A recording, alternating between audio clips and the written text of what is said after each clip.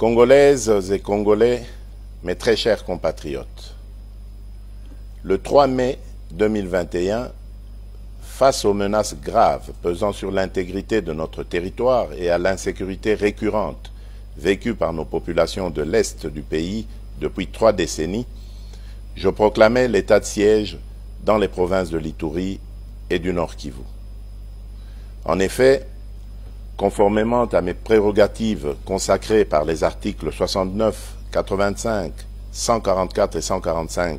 de la Constitution, je recourais à ce dispositif exceptionnel de gouvernance afin de répondre de la manière la plus appropriée et la plus adaptée à cette situation, en ce particulièrement dans la nature des actions à entreprendre dans ces zones opérationnelles où les ennemis de la paix devaient de toute urgence être affrontés et l'autorité de l'État restaurée. À situation exceptionnelle, mesure exceptionnelle. Il demeurait limpide que la mise en œuvre de ce dispositif s'accompagnerait d'un régime restrictif des libertés publiques,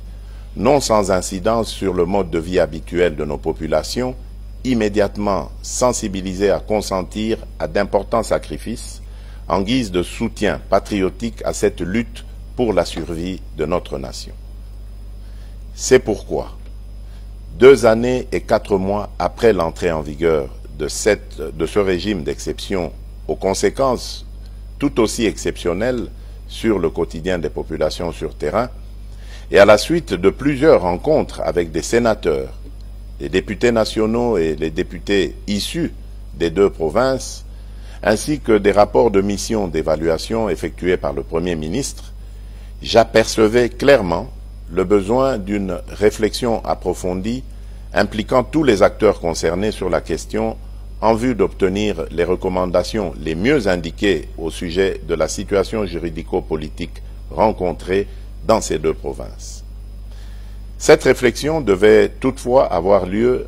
tout en veillant à préserver les avancées significatives socio-économiques, politiques et sécuritaires acquises par la gouvernance militaire de l'état de siège. Face à la prolongation de cette situation exceptionnelle et soucieux de prendre en compte les aspirations profondes du plus grand nombre de forces vives de la partie est de notre pays, j'ai donc instruit le Premier ministre d'organiser et de convoquer une table ronde politique sur l'évaluation de l'état de siège dans les provinces de l'Ituri et du Nord Kivu, organisée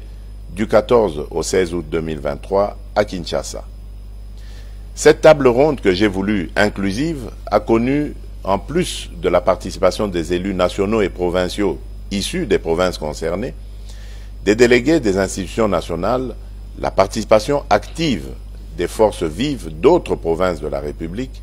ce qui témoigne de l'élan de la solidarité affichée par les Congolaises et Congolais de tous bords derrière cette cause nationale.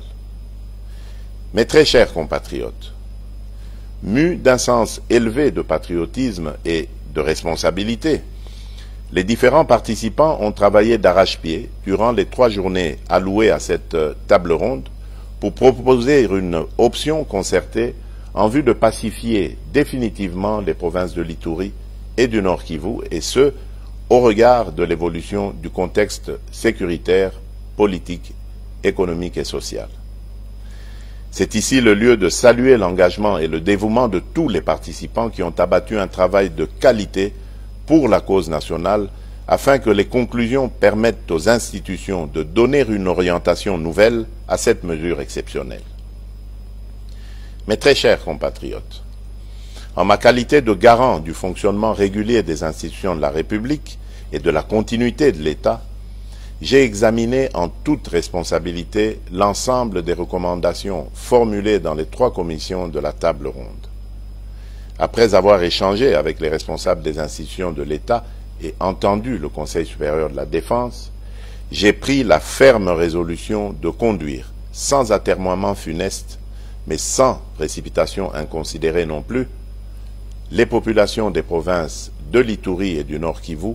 vers un allègement progressif et graduel du régime de restriction de l'état de siège avec les meilleures garanties de poursuite du maintien d'une pression maximale sur les ennemis de la paix. C'est pourquoi, prenant la juste mesure de l'impérieuse nécessité d'un retour sécurisé de nos populations à une vie civile et citoyenne normale d'une part, et des avancées enregistrées au cours de la gouvernance sous l'état de siège d'autre part, notamment l'amélioration de la situation sécuritaire dans certaines zones des deux provinces concernées, j'ai opté, en toute responsabilité, pour la mise en œuvre d'un dispositif transitoire graduel au terme duquel cette situation exceptionnelle devra connaître sa fin. S'inspirant des tendances dégagées des travaux de la table ronde,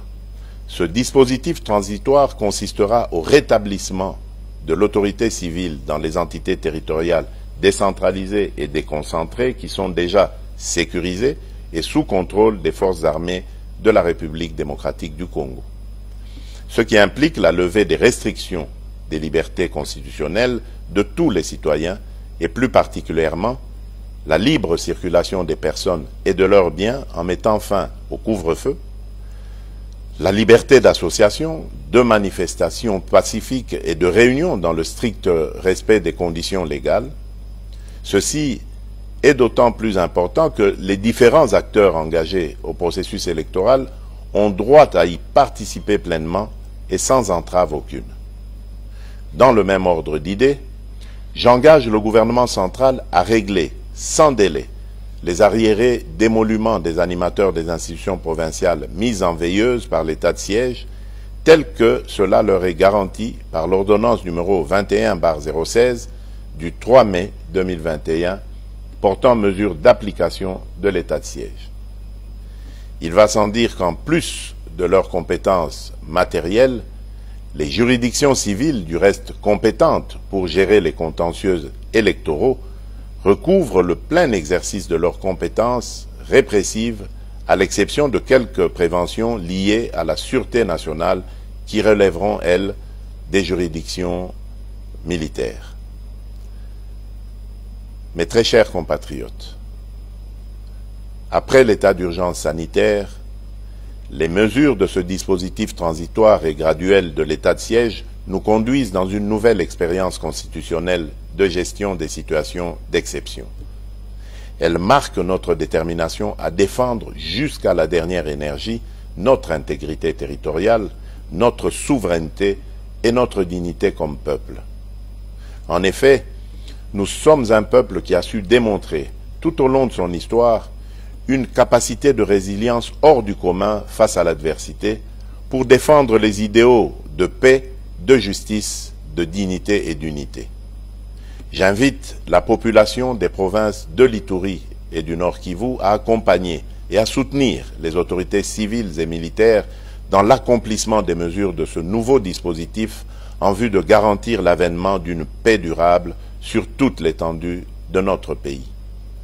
Que Dieu bénisse la République démocratique du Congo. Je vous remercie.